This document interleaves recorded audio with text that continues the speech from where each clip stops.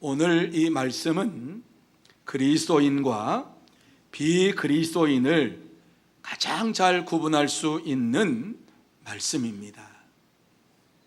그래서 성경학자 윌리엄 바클레이는 이 말씀이 그리스도인의 윤리의 본질을 함축하고 있는 것보다 더 많은 의미를 가진 말씀은 신약성경 어디에도 없다, 이렇게 이야기를 했습니다.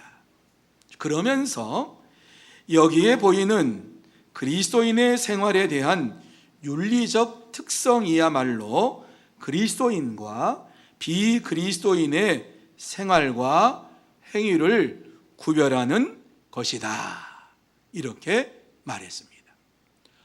오늘 우리가 읽은 이 말씀은 그리스도인과 비그리스도인을 구분해낼 수 있는 이러한 기준이 되는 말씀인 것입니다.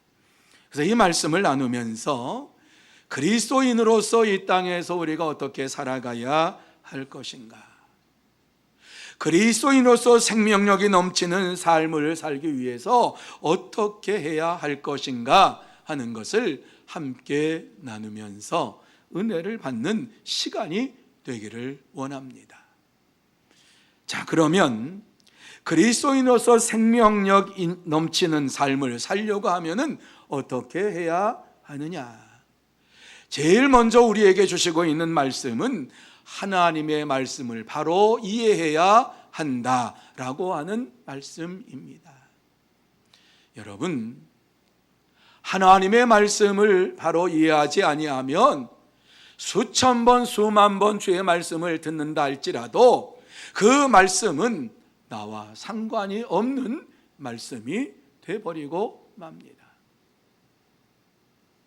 하나님의 말씀을 깨달을 때에 그 말씀이 내 심령을 변화시킵니다. 하나님의 말씀을 우리가 알 때에 그 심령, 우리의 심령이 그 말씀을 따라 순종하며 살게 됩니다. 그래서 오늘 이 말씀 속에서 우리가 분명히 알아야 할 것이 무엇인가, 말씀을 통해서 우리에게 주시는 하나님의 마음이 어떠한 것인가 하는 것을 이 말씀을 통해서 분명히 알아야 합니다. 자, 그 말씀이 어떤 말씀이냐? 눈은 눈으로, 이는 이로 갚으라 라고 하는 말씀입니다. 눈은 눈으로, 이는 이로 갚으라고 하는 이 말씀을 하나님께서 우리에게 주셨는데, 하나님께서 이 말씀을 주실 때에 하나님의 마음은 어떠한 마음으로 이 말씀을 주셨는가 하는 것을 우리는 알아야 합니다. 이 말씀은 이스라엘 공동체가 질서 있는, 그리고 공평한, 공정한 사회가 되기를 원하면서 이 말씀을 주신 겁니다. 개인적인 이러한 것으로 주신 것이 아닙니다.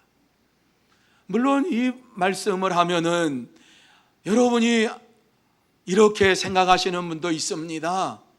아, 이 법은 오래전에 하므라비 법전에 나와 있는 그 말씀이 아닙니까?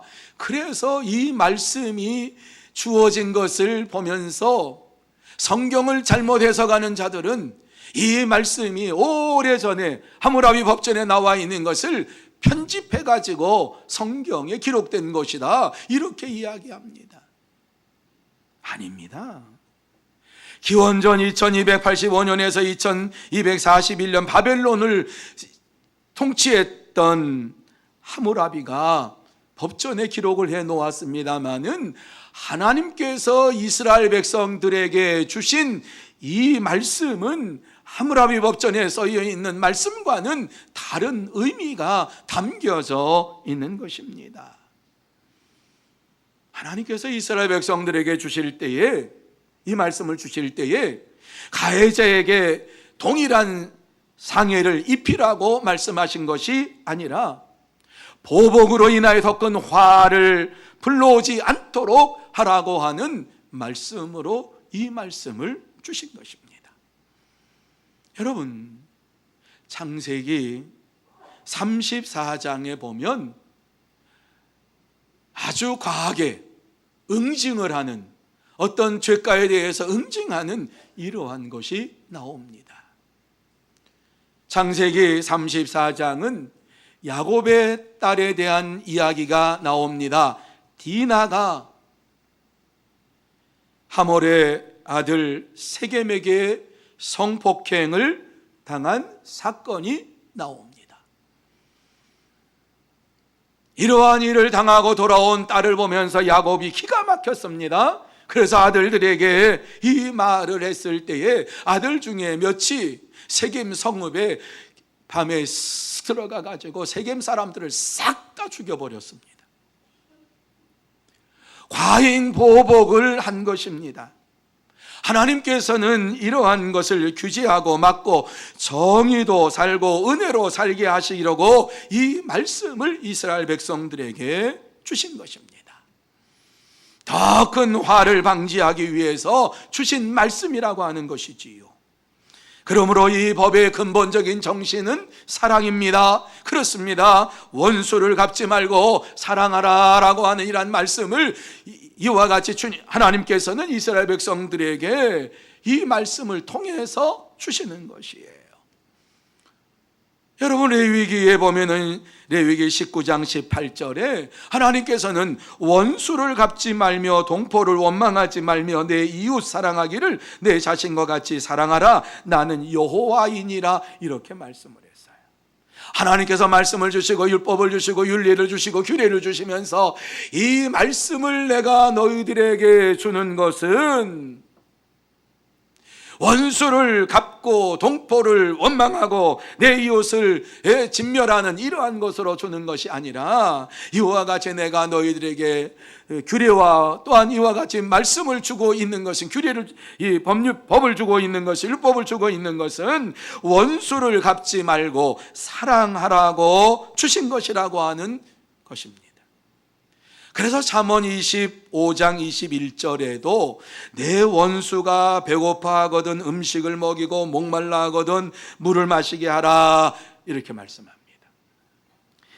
잠언 24장 29절에도 너는 그가 내게 행함같이 나도 그에게 행하여 그가 행한 대로 그 사람에게 갚겠다 말하지 말지니라 말씀합니다. 무슨 말씀인가 하는 것을 한번 생각해 보시기 바랍니다. 하나님께서 눈은 눈으로 이는 이로 갚으라 라고 하는 이러한 말씀은 네가 해를 당한 대로 다른 사람에 가서 그대로 행하라고 하는 이러한 말씀이 아니라 공정한 사회 질서가 지켜지고 원수를 갚지 말고 사랑하라고 하는 이러한 말씀으로 이 말씀을 주신 것입니다.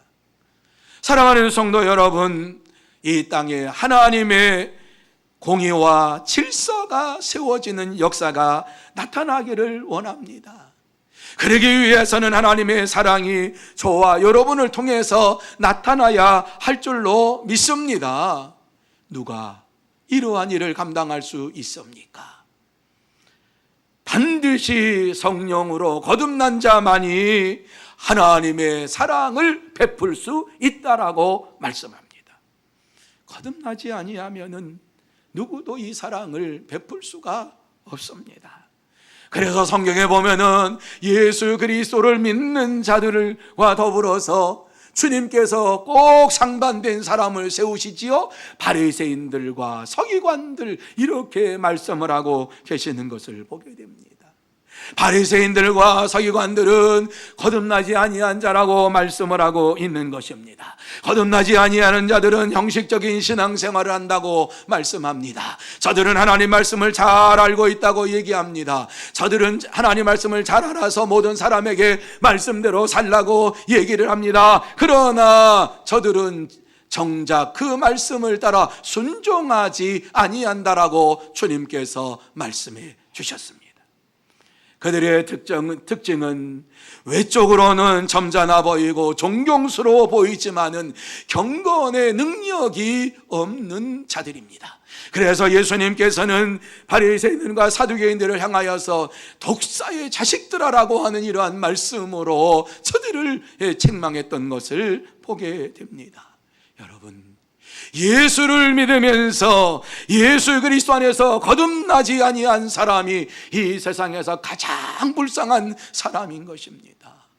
예수 그리스도 안에 있으면서 예수 그리스도의 능력이 나타나지 아니하고 거듭난 자의 삶이 내 삶 속에 이루어지지 아니한다라고 하면 그 사람이 진짜 예수의 사람이겠습니까?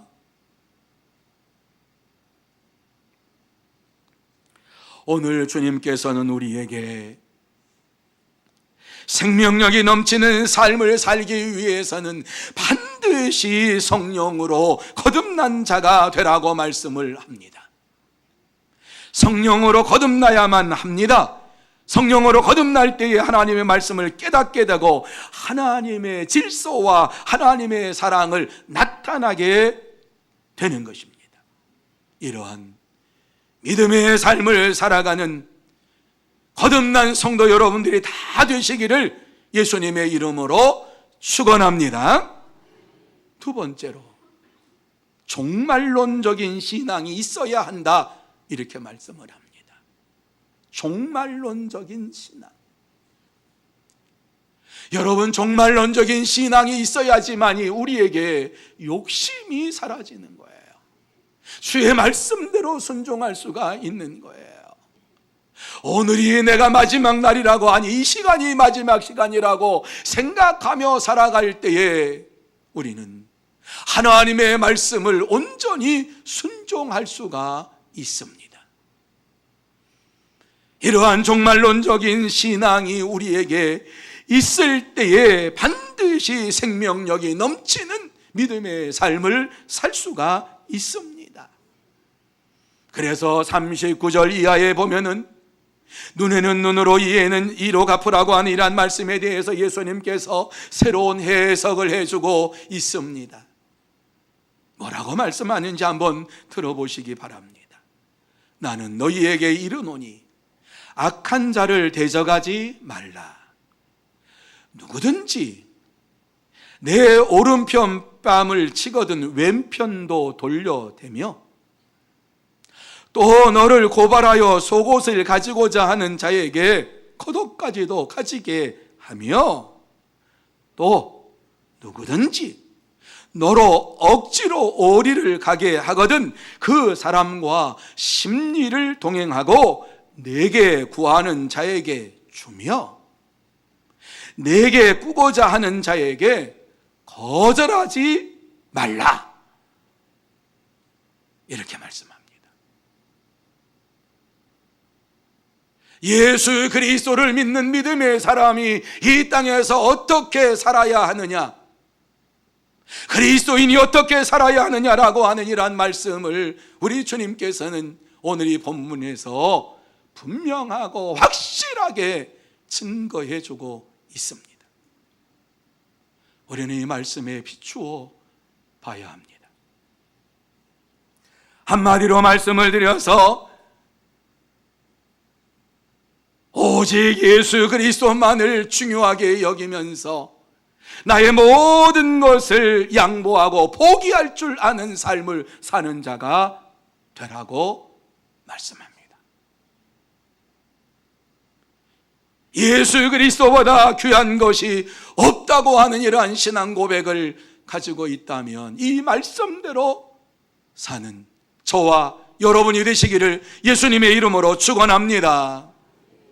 이러한 삶을 살기 위해서는 반드시 천국에 대한 분명한 확신이 있어야만 합니다.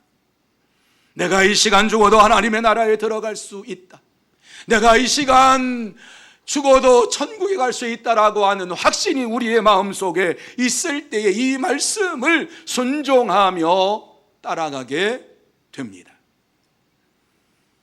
천국이 그 어떠한 것보다도 소중하다고 깨닫는 자만이 종말론적인 신앙을 가지고 살아갈 수 있습니다.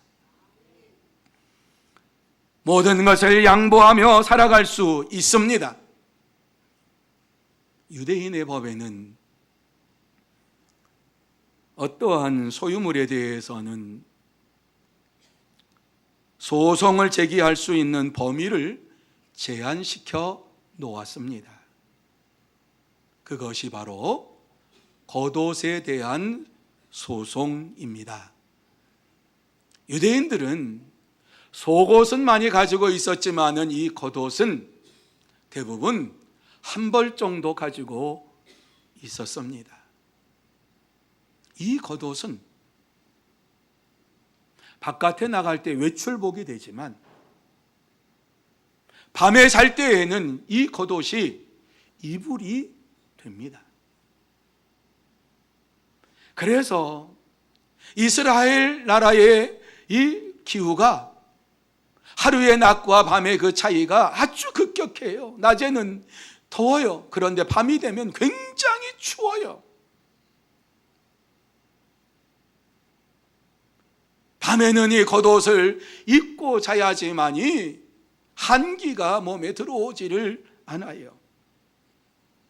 그래서 이러한 것을 성경에 분명하게 말씀을 해 놓았는데 출애굽기 22장 26절과 27절 말씀에 보면 한번 들어보세요. 내가 만일 이웃의 옷을 전당 잡거든 해가 지기 전에 그에게 돌려보내라. 그것이 유일한 옷이라. 그것이 그의 알몸을 가릴 옷인즉 그가 무엇을 입고 자겠느냐. 그가 내게 부르짖으면 내가 들으리니 나는 자비로운 자임이니라. 이렇게 말씀하셨습니다. 여러분, 출애굽기 22장은 출애굽기 20장부터 하나님께서 십계명을 주시고 어떻게 이스라엘 백성들이 말씀대로 살아야 될 것인가 하는 것을 직접 하나님께서 이스라엘 백성들에게 주신 말씀을 기록하고 있는 가운데에 이 말씀이 들어가 있는 것이지요. 그래서 예수님께서는 이 말씀을 아시고서 당시 사람들에게 속옷을 고발하여 가져가고자 하면 겉옷까지 주어라, 이렇게 말씀을 하셨어요. 여러분, 이 말씀의 의미가 무엇인가를 잘 아셔야만 됩니다. 이것은 겉옷이 아무리 소중한다 할지라도 천국에 갈 사람에게는 필요한 것이 아니다라고 하는 말씀입니다. 그래요. 아무리 겉옷이 중요한다 할지라도 천국과는 바꿀 수가 없습니다. 겉옷을 빼앗길 수는 있어도 천국은 빼앗길 수가 없다는 말씀입니다. 여러분, 뺨을 맞는다고 하는 것이 얼마나 모욕적인 일입니까? 그런데 천국이 주어진 사람들에게는 오른뺨을 대면 왼뺨을 돌려대라고 하는 이런 말씀을 이행할 수가 있는 것입니다. 얼마든지 순종할 수가 있습니다. 왜? 하나님의 나라가 있기 때문에. 하나님의 나라가 그것보다 더 소중하기 때문에 우리는 오른뺨을 대면 왼편까지 돌려대라고 하는 말씀에 순종할 수 있는 것입니다. 그래서 로마서 8장 18절에 보면 생각하건대 현재의 고난은 장차 우리에게 나타날 영광과 비교할 수 없도다라고 말씀했습니다. 그렇습니다. 천국을 소유한 사람은 그 어떠한 것과 비교할 수가 없는 가장 귀한 것을 가지고 살기 때문에 종말론적인 삶을 살 수가 있습니다. 그래서 무엇이든지 양보할 수 있습니다. 원하는 것을 다 줄 수가 있는 것입니다. 사랑하는 성도 여러분, 천국의 확신을 가지고 오늘을 사는 여러분이 되시기를 예수님의 이름으로 축원합니다. 예수님께서도 천국의 확신을 가지고 사시면서 십자가에서 모든 고난을 기쁨으로 이기셨습니다. 그래서 바울 사도는 내게 사는 것이 그리스도니라고 말씀을 하면서 내가 그리스도와 함께 십자가에 못 박혔나니 그런즉 이제는 내가 산 것이 아니요 오직 내 안에 그리스도께서 사시는 것이라, 이렇게 그는 고백을 했습니다. 예수 그리스도보다 귀한 것은 없다라고 하는 말씀입니다.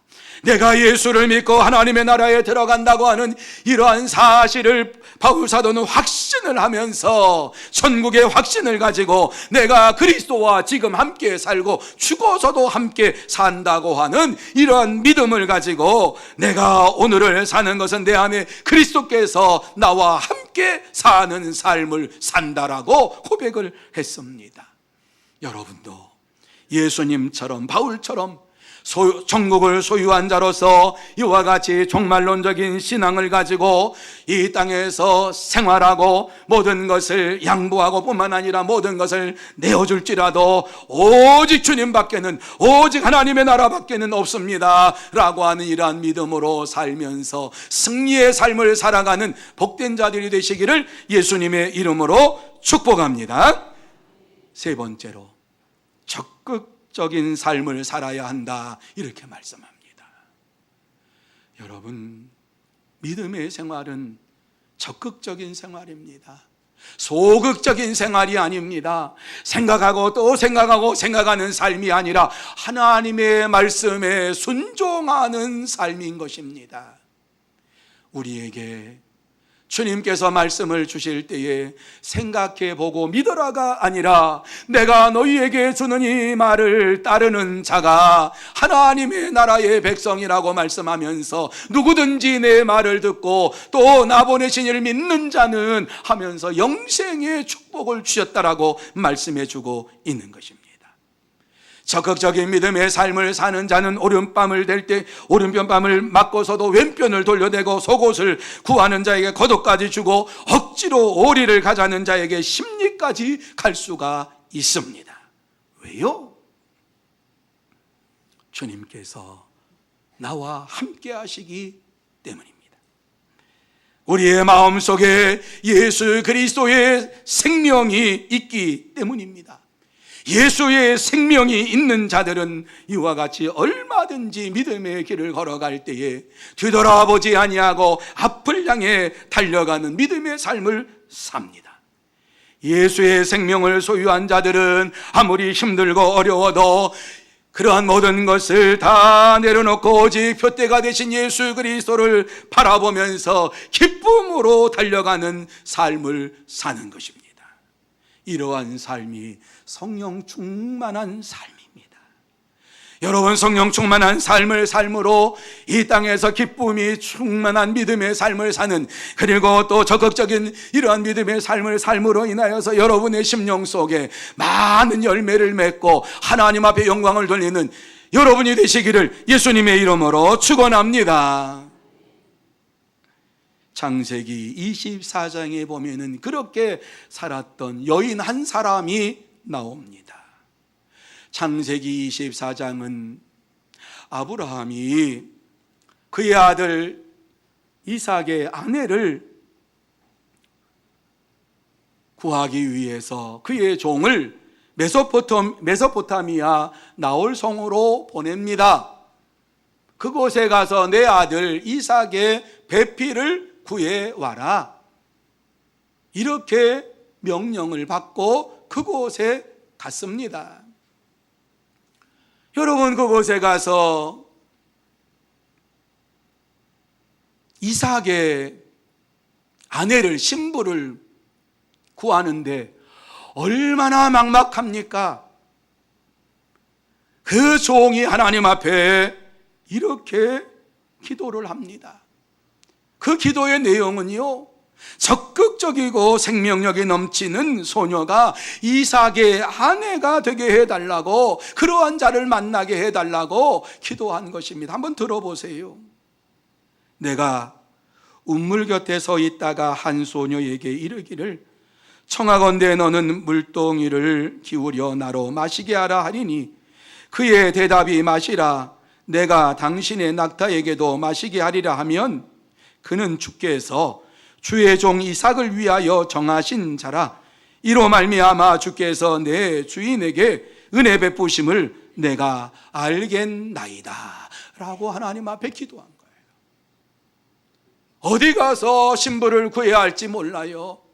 그런데 하나님 앞에 기도하면서 이러한 자가 이삭의 아내가 되게 해달라고 하나님 앞에 기도를 한 것이에요.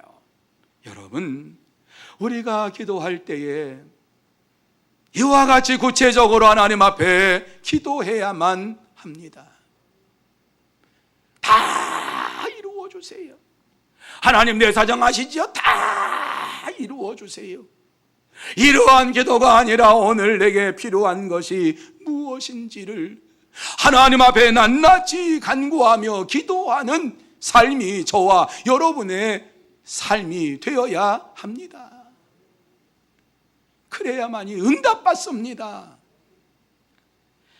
이렇게 기도를 끝나자마자 운물에 물을 기르러 온 한 여인을 만나게, 이 소녀를 만나게 됐는데 바로 리브가입니다.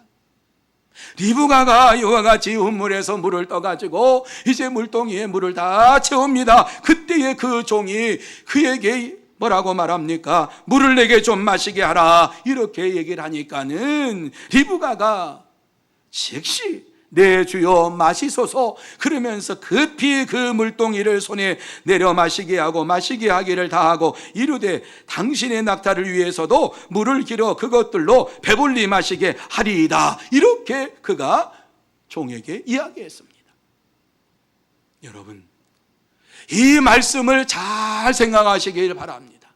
기도가 마치자마자 그가 한 소녀를, 이 운물가에 나온 이 소녀를 만나게 됐는데 그 소녀를 만나고 나서 그에게 얘기를 했는데 그 말씀이 기도한 대로 그대로 그가 대답을 한다. 얼마나 놀라운 사실입니까? 기도했더니 하나님께서 그대로 응답해 주셨다라고 하는 말씀 아닙니까? 여러분, 이 종이 이 순간 어떠했겠는가 한번 생각해 보세요. 하나님 앞에 여러분이 기도했어요. 그런데 기도가 끝나자마자 그것이 응답이 왔어요. 여러분 어때요? 소름이 끼치지 않습니까? 두렵지 않습니까? 저도 그런 적이 있어요. 하나님 주세요. 그래 제가 좀 구하는 게 있어서 달라 그랬어요. 그런데 눈을 뜨자마자 하나님께서 전화를 걸게 하시면서 저에게 보내주시더라고요. 정말 놀랐어요. 하나님 앞에 구체적으로 기도했던 이 종은 가슴이 떨리는 순간입니다. 하나님은 살아계시는구나.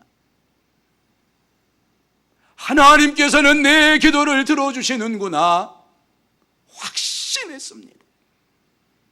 그리고 이 여인이 이삭의 아내라고 하는 사실을 믿었습니다.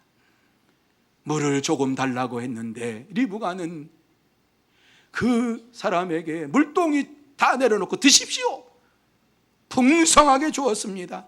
낙타에까지 물을 배불리 마시게 하겠다고 얘기합니다. 리브가는 주님의 생명이 그 속에 흘러넘치는 여인이었습니다.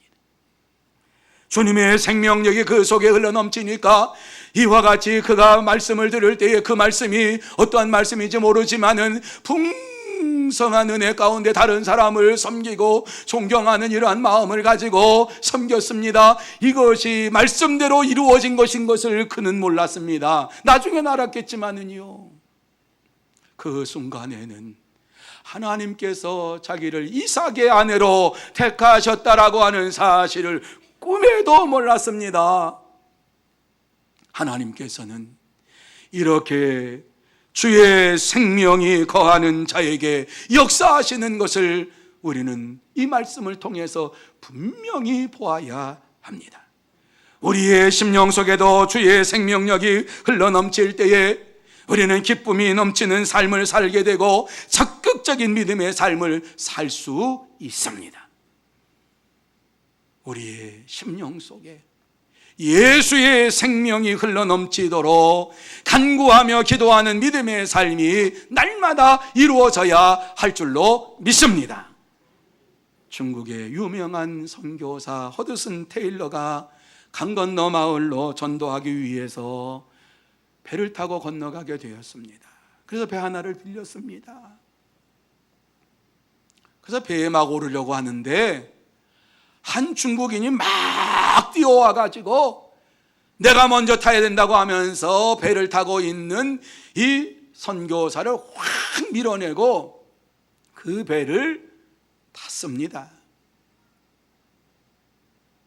이 허드슨 선교사가 밀어내니까, 갑자기 밀어내니까 그만 이 배로 올라가는 이 길에서 그냥 넘어져 가지고 배 흙탕물에 온몸을 다 적셨습니다.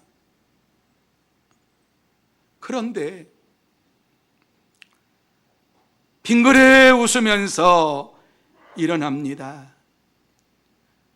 툴툴 털면서 젖은 옷을 이와 같이 털면서 화를 내지도 아니하고 욕하지도 아니하고 그 부자를 보면서 웃으면서 그 배에 이제 타려고 다시 올라갑니다. 그때의 뱃사공이 그것을 보고서 당황해가지고 그 중국인에게 얘기합니다.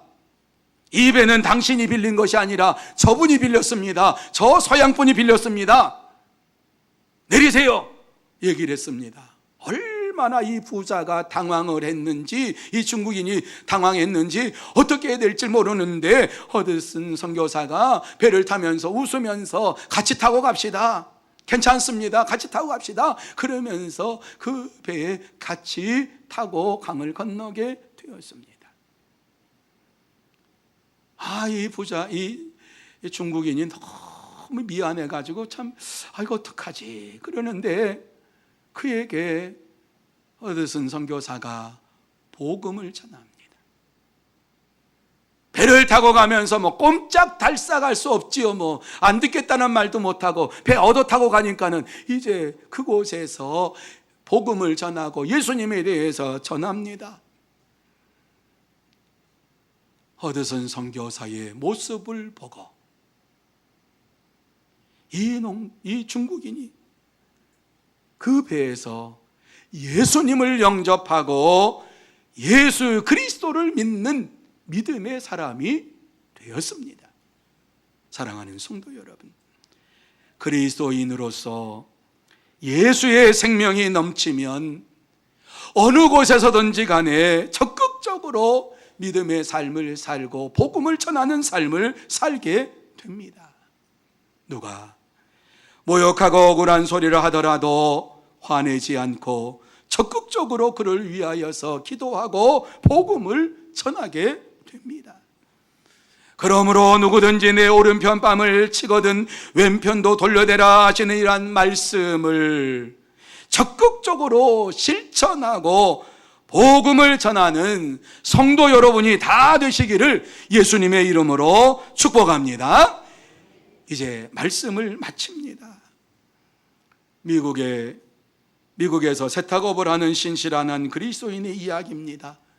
어느 날 한 손님이 세탁소에 찾아와 가지고 막무가내 자기가 맡겨놓은 옷을 달라고 하는 것입니다. 그 옷을 가장 아끼는 옷인데 내가 여기에 맡겼으니까 빨리 찾아달라고 이렇게 얘기를 했습니다.